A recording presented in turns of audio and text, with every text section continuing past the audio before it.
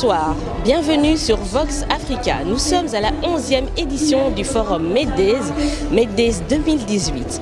Dans le cadre des ateliers sur l'adhésion du Maroc à la CEDEAO, nous recevons pour un entretien exclusif le ministre José Luis Felipe Tavares Lopez, ministre des Affaires étrangères et des communautés du Cap-Vert. Monsieur le ministre, on vous a vu donc hier soir lors de la soirée d'ouverture, également ce matin, donc concernant la possibilité de l'entrée du Maroc dans le CEDEAO. Quelle est la position du Cap-Vert? Notre position a toujours été très claire. Nous soutenons cette candidature pour plusieurs raisons.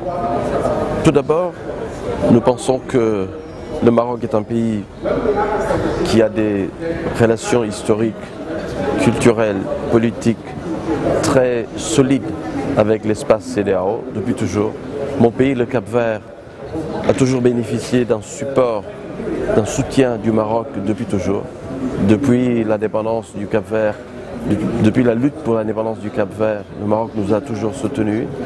Nous avons reçu une communauté juive d'origine marocaine il y a plus de 200 ans chez nous, bien intégrée, dont un des leurs est devenu Premier ministre du Cap-Vert, M. Carlos Joanon Veiga, d'origine juive marocaine. Donc les liens culturels, historiques, politiques sont forts. Et le Maroc est à la fois un pays membre de l'Union du Maghreb arabe, un pays du nord de l'Afrique, mais aussi un pays de l'ouest de l'Afrique, de la partie occidentale de l'Afrique aussi, parce qu'elle fait frontière avec l'océan Atlantique, elle est baignée par l'océan Atlantique, ce pays-là. Et j'ai dit hier aussi que moi je croyais beaucoup au dynamisme du Maroc, 5e puissance africaine, économique. La CEDEAO avec le Maroc, ce sera plus de 400 millions d'habitants, un PIB de l'ordre de 800 milliards de dollars US. En 2030, selon les études, la 10e économie mondiale, la région. Donc c'est des atouts forts. Et vous savez, les pays aujourd'hui pour exister, doivent s'unir, doivent mutualiser ses ressources, ses compétences pour exister au plan international. Et le Maroc a la chance, à mon point de vue, d'avoir un roi qui est un homme visionnaire, dont moi-même j'apprécie la droiture et la volonté de changer et de moderniser son pays. Et je crois que le cadre politique est favorable à l'adhésion du Maroc à la CEDEAO, d'autant plus que, comme vous le savez, lors du sommet de Monrovia l'année dernière, les chefs d'État avaient donné leur accord de principe pour cette adhésion. Je crois qu'on doit continuer de travailler avec le Maroc. À mon sens, le Maroc doit être associé aux discussions, à l'étude qui est faite par quelques chefs d'État de la CEDEAO, décision qui a été prise lors du dernier sommet à Abuja. Donc on doit associer le Maroc pour qu'il puisse donner des informations utiles concernant sa demande d'adhésion, que le Maroc puisse partager son point de vue, dire pourquoi il souhaite faire partie de la communauté. Et je pense qu'il est possible de régler ce problème au cours de l'année 2019. La volonté politique y est. Le Maroc est un grand pays.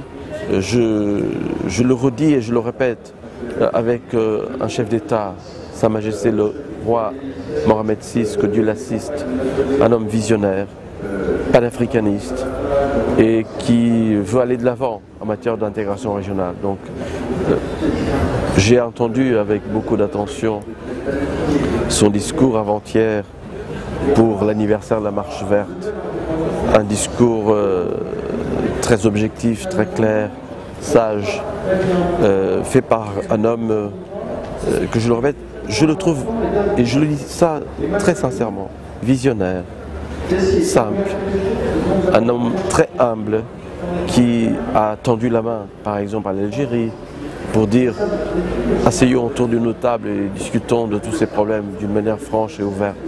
C'est un pas dans la bonne direction. Et ce pays-là a toute sa place au sein de la CEDEAO. Au-delà des liens historiques, culturels, politiques que le Maroc a avec les pays de la CEDEAO, que pouvez-vous répondre peut-être à ces agriculteurs qui auraient peur que le Maroc vienne inonder donc leur zone de leurs produits et peut-être qui coûtent moins cher? Donc voilà, ces problématiques peut-être qui peuvent directement toucher les producteurs. La compétitivité des pays ne dépend pas que d'un secteur ou deux. Regardez mon pays, le Cap-Vert. C'est un pays qui n'a pas de ressources naturelles, comme vous le savez.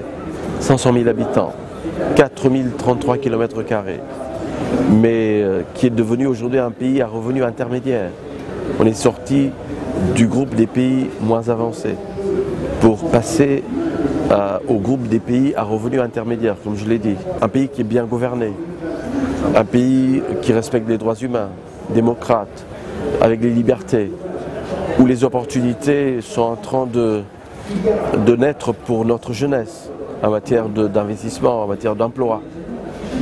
Donc, ce que je dis à ces agriculteurs-là, c'est qu'il faut travailler les uns avec les autres, mutualiser nos compétences, nos ressources, pour qu'on puisse exister au point de vue international. Donc, il n'y a pas de raison de crainte de quoi que ce soit concernant l'entrée du Maroc et des entreprises marocaines au sein de la communauté des États d'Afrique de l'Ouest. Regardez l'Union européenne, comment elle s'est faite, comment elle se construit.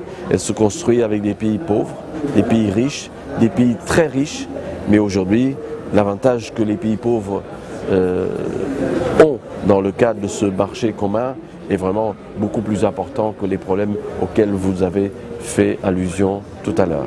Donc, n'ayons pas peur, la communauté a toutes ses chances de devenir un espace de croissance économique et de bien-être pour tous les différents peuples qui composent les 15 pays aujourd'hui, je l'espère avec le Maroc plus tard, et aussi avec la Mauritanie, comme vous le savez, a quitté, mais qui aujourd'hui a un statut de membre associé.